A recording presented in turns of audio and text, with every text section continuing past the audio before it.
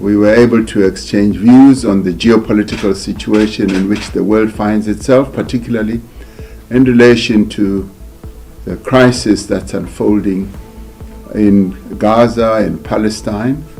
And we thanked and applauded His Royal Highness for the interventions that Qatar is making to mediate in the midst of this crisis, particularly in relation to releasing hostages, but also in advocating a position that we as South Africa have been advocating, that the crisis between Israel and Palestine needs to be resolved through a two-state solution where Palestine emerges as a fully fledged state, as well as the continued existence of the Israeli state. We both abhorred what is happening right now in Gaza, which has now turned into a concentration camp where genocide is taking place. And we stated our position as South Africa very clearly, that we are opposed to the operations that is ongoing, particularly as it is now targeting hospitals where babies, women, and the injured are dying like flies, and where the care of life is just something that has been completely ignored and put aside. As South Africa, we have accordingly, together with many other countries in the world, saw fit to refer this whole Israeli government action to the International Criminal Court. We have put through a referral because we believe that war crimes are being committed there. And of course, we do not condone the actions that were taken by Hamas earlier, but similarly, we condemn the actions that are now currently underway and believe that they warrant investigation by the ICC. Our support is not only political, it's also material, particularly at this time of great need.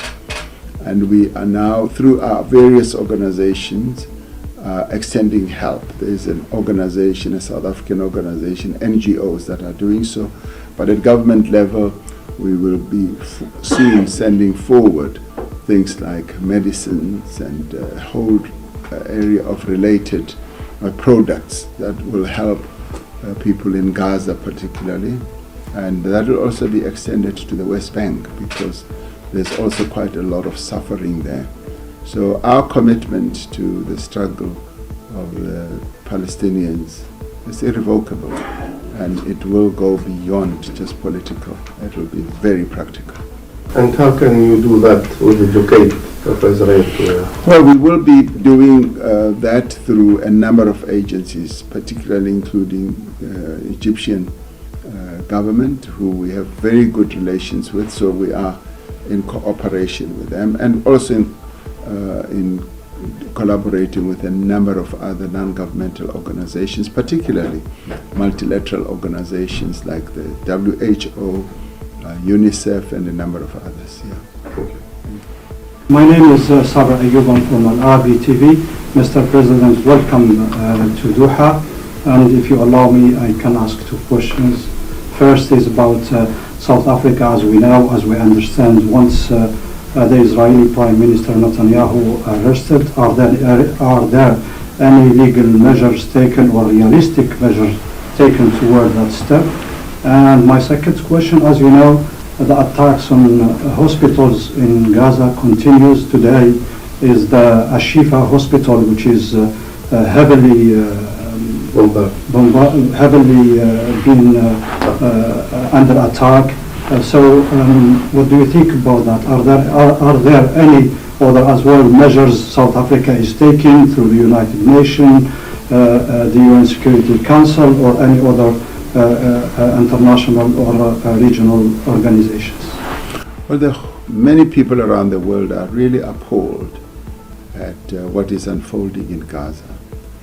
And we join many other countries and organizations that is calling upon the ICC to investigate what is happening. And in fact, as we see it unfolding before our own eyes, we can see that a real crime, a war crime is underway.